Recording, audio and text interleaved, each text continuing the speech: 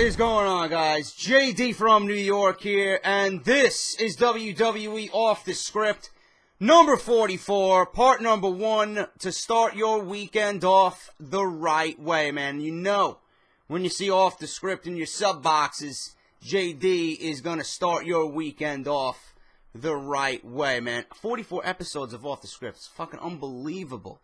We're going to keep on rolling, man. Keep on rolling. Why?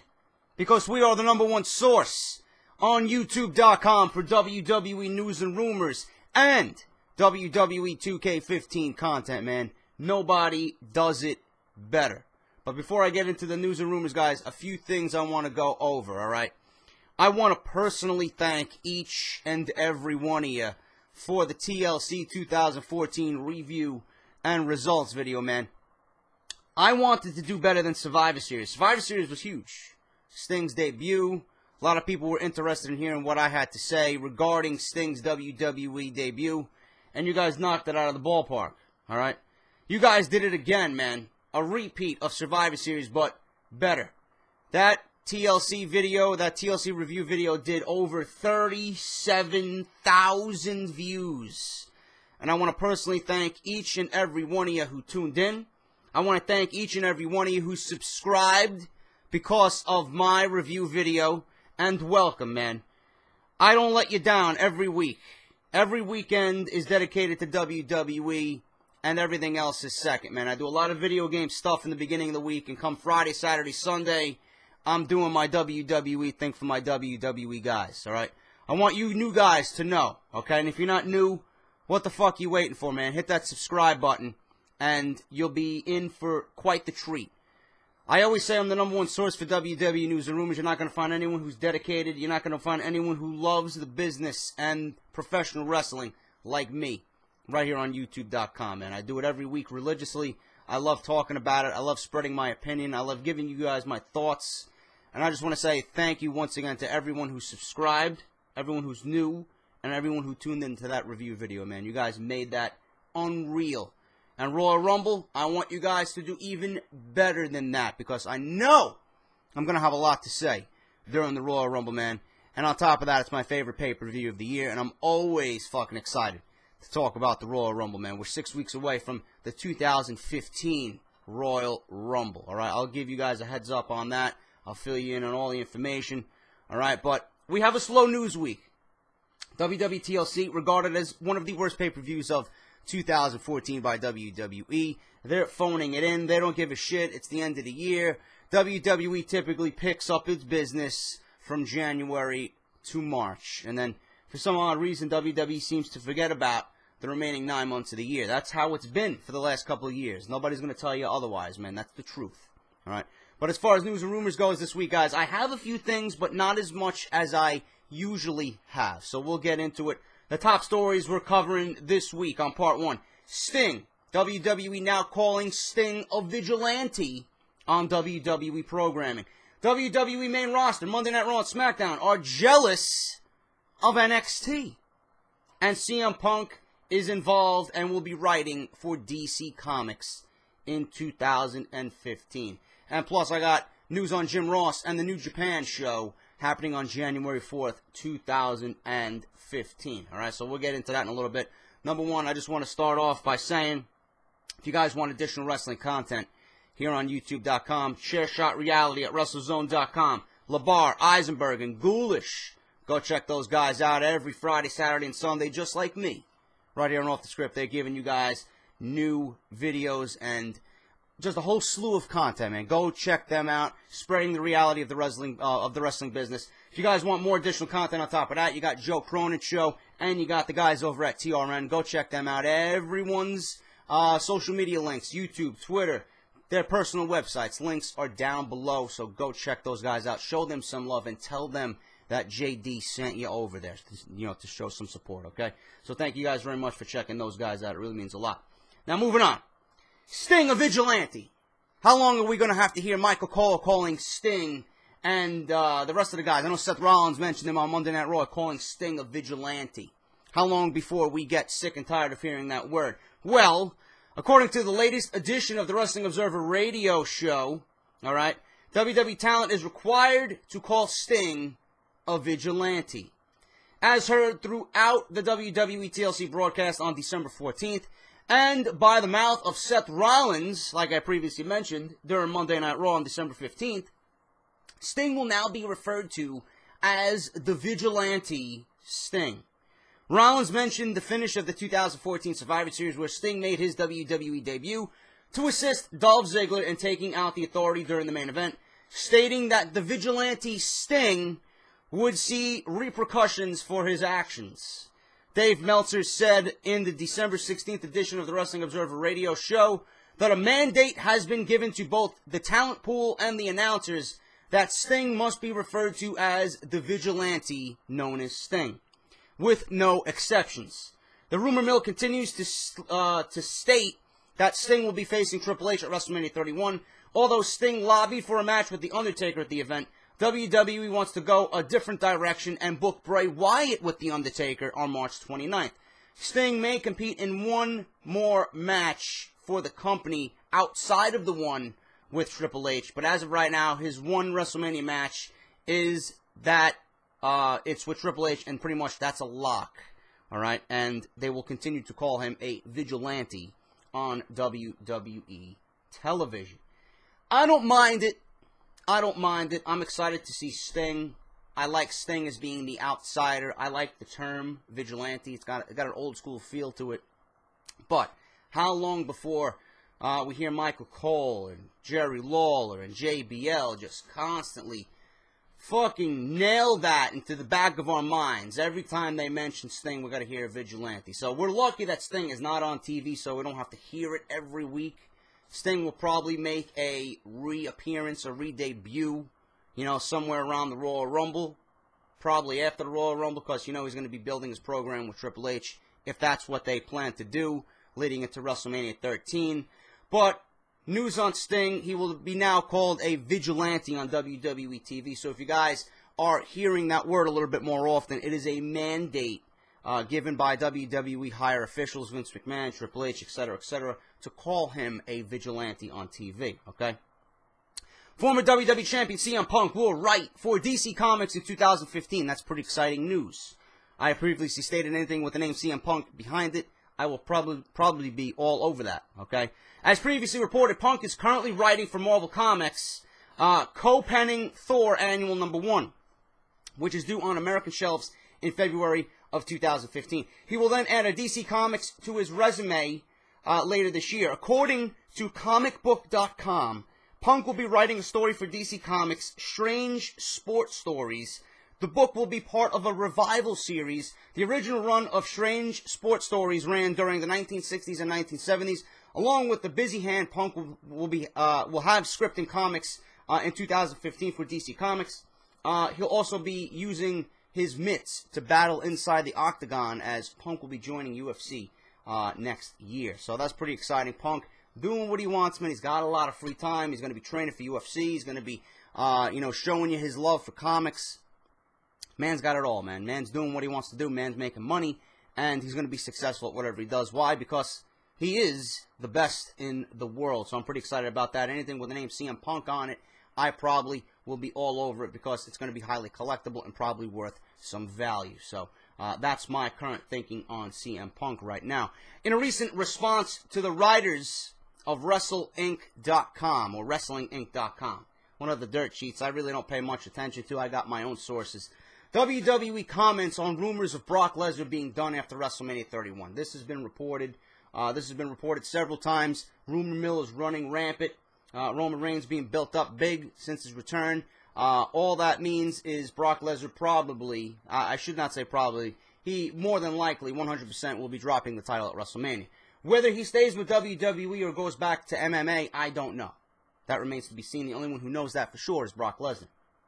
But as previously reported, Lesnar is rumored to be heading back to UFC following his WWE World Heavyweight Championship bout slated for March 29th and his follow-up appearance on Monday Night Raw on March 30th. All right? According to Brian Alvarez of the Wrestling Observer Radio Show and F4WOnline.com, the WWE merchandise department has been told that they will not be making any more material for Lesnar. this is already a false statement because on Monday Night Raw, Lesnar came out with a new T-shirt. So everyone that has reported this and stated that Lesnar and his merchandise and his push and this and that regarding Lesnar, not true. Not true. We don't know. We don't know what the future holds for Brock Lesnar. Merchandise, again, false. Whoever's reporting it here on YouTube and doing whatever else, reporting WWE news, it's false. Lesnar came out on Monday Night Raw during the Steel Cage match, and before that, against Chris Jericho with a new T-shirt. So, that's false, okay? They've also been told that any merchandise they had marked for Lesnar would now be changed to Sheamus. So, apparently they're not making any more merchandise for Lesnar, but they're going to be making merchandise for Sheamus, who's not even fucking active right now, is on the shelf with an injury. Yeah, that makes sense. That really makes sense. While this rumor fueled the fire in regards to Lesnar's possible jump back to UFC following WrestleMania, WWE responded to the report with a simple message in hopes of slowing down or killing the story. A WWE spokesperson responded by saying there is no truth to this report. Whether or not WWE is merely trying to save face and hush these reports down until Lesnar disappears on April 1st has yet to be seen. But chances are that Lesnar's title defense on the grandest stage of them all will be the last time we see Brock Lesnar in a WWE ring for quite some time. Now, he had a new T-shirt. Sheamus is not coming back until the Royal Rumble. I'm pretty sure about that. He's been shelved with a serious injury. He's going to need time to recuperate and, go through rehab. Lesnar being on WrestleMania only means that he's dropping the title, okay? I know WWE probably can't wait to get the belt off Brock Lesnar and give it to someone who's more active so the belt can be shown.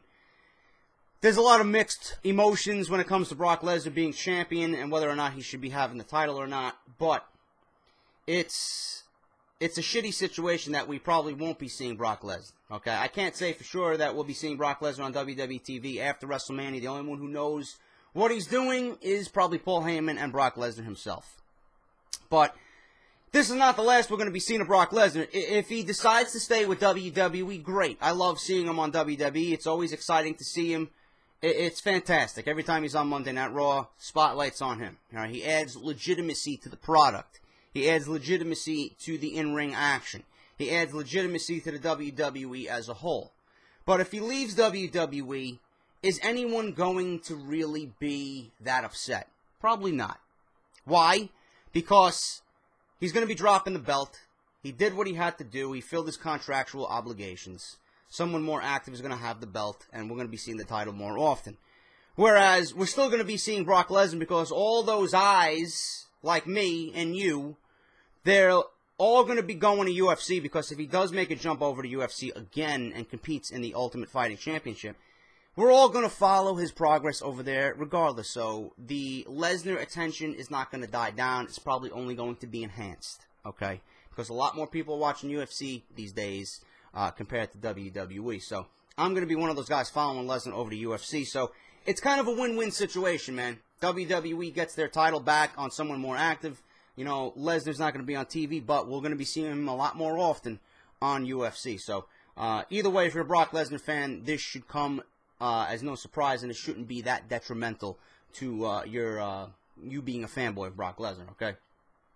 According to Reddit, okay, user, Mets fan forever, I've mentioned this guy before on Off The Script, he apparently is a former employee of WWE, and he knows people behind the curtain, behind the scenes. And he said the mood backstage on Reddit, coming out of TLC, tables, ladders, and chairs, is not good. Many in the company believe that while NXT TakeOver Our Evolution was one of the better shows of the year, probably the best show of 2014, there was a good chance that the pay-per-view this past Sunday could top it. I don't think WWE even had a chance to top TakeOver. It's safe to say that it didn't live up to their expectations. Here is what Mets fan forever had to say, and I quote, "Coming out of the pay-per-view on Sunday, I've been told by many in the company that they are not happy with the end result. While many knew it would be tough to top the NXT show, there were people who thought it could be pulled off. There have been many rumblings that have some talent in the know, right? Some talent knew they couldn't top NXT. So in a silent protest in favor of Triple H, some superstars were described mailing their matches in on TLC.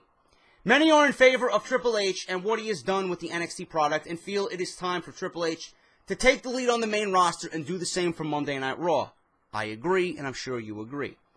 John Cena held a talent meeting about an hour before the show, and that was described to Mets fan forever as forceful yet calm in his approach. Cena stressed that a silent protest is not what the roster needs. Instead, they need to go out there and start stepping it up every night for their point to be proven.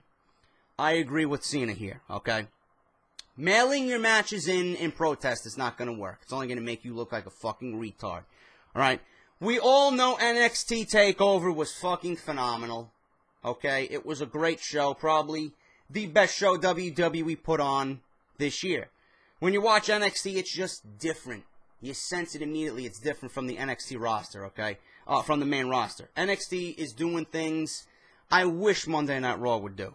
Alright? They don't have an overcrowded creative team. They got 2 or 3 guys handling the fucking storylines and the matches. And the producers down there scripting the matches and laying the matches out are doing a fucking amazing job. If only this would be happening on Monday Night Raw. 3 hours is killing Monday Night Raw. The lack of storylines is killing Monday Night Raw. Vince McMahon's indecision is killing Monday Night Raw. Triple H has not been the best at what he does, okay? But for what he has done with NXT, that needs to transition over to Monday Night Raw. It needs to be done on Monday Night Raw and Friday Night SmackDown. And I only hope when Triple H finally is ready to take that position away from Vince McMahon, which we all know is when Vince dies, and we don't want him to pass away, then WWE may be on the up and up. But with Vince McMahon there right now, he's doing what stockholders want. He's doing what with USA and this whole 3-hour thing, he's doing what they want. Vince McMahon has got a lot of people fucking spitting shit at him. So I know he's stressed. He's working a lot. Apparently he's working a lot more than he has ever had in WWE. But that doesn't give him the right to put on shitty fucking shows, man. Nobody's happy with TLC. Nobody's happy with Monday Night Raw. Nobody's happy with the current direction, right? And especially with this whole Roman Reigns being the new guy in town winning the WWE Championship. I don't think anyone's going to be happy with WWE, period, in 2015 either.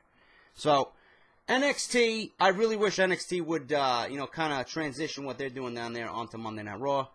We can only hope that happens one day, but right now, apparently, John Cena is speaking the truth, and the guy's got to go out there and step it up every night, continue to work hard, and then their point will be proven. If they're going to go out there and mail their matches in, they're only going to upset people. They're probably going to get themselves depushed. They're going to get themselves punished, and you're not going to make anyone happy that way. So, that's that, man. I found that to be quite interesting. And NXT, it's good to have internal competition. It's good to have internal competition, man. WWE and the main roster guys should look at that and be like, you know what? We got to step it up. They didn't step it up on TLC, man. Nobody stepped it up besides Ziggler, Harper, Ambrose, and Wyatt. Rollins stepped it up. Cena's always decent. Not the greatest. It was okay. But the rest of the show, you can tell it was phoned in, man. Nobody gave a shit. Okay? So that's that. Finally, guys, on January 4th at the Tokyo Dome, I might have to order this on pay-per-view. Okay? New Japan Pro Wrestling and Global Force Wrestling will proudly present Wrestle Kingdom 9, airing in North America on pay-per-view. WWE Hall of Famer Jim Ross has been confirmed to do the play-by-play commentary for the event, although his broadcast partner is yet to be officially revealed. According to a report by WrestleZone.com, they've received word that Jeff Jarrett has come to terms with former WWE superstar and commentator Matt Striker to be an analyst alongside Ross. Striker currently does commentary for the Lucha Underground promotion. Mike Tenay reportedly had a deal on the table to work the show, although TNA Impact refused to let him accept it. Wow. Citing Global Force Wrestling is their competition. Sucks to be Mike Tenay, huh? Other names that were rumored to be working with Ross included Kevin Nash, Ron Nemi, and former WWE superstar Rene Dupree, who lives in Japan currently. Hiroshi Tanahashi, I don't know if I pronounced that right, versus Kazuchika Okada for the IWGP World Heavyweight Championship will be the main event. I heard Jim Ross talking about this on his podcast with Jeff Jarrett. I did not finish listening to it yet. I will get to most of it today. Jarrett, AJ Styles, the Young Bucks, Red Dragon, Alex Shelley will all be competing as well, man. Sounds like a decent fucking show. I might have to buy that on pay-per-view depending on the price. But I know that will be airing around 2 a.m. in the morning. So to stay up and watch New Japan Pro Wrestling at 2 a.m. in the morning, I don't know, man. I don't know. But it certainly looks like I might have to take a shot.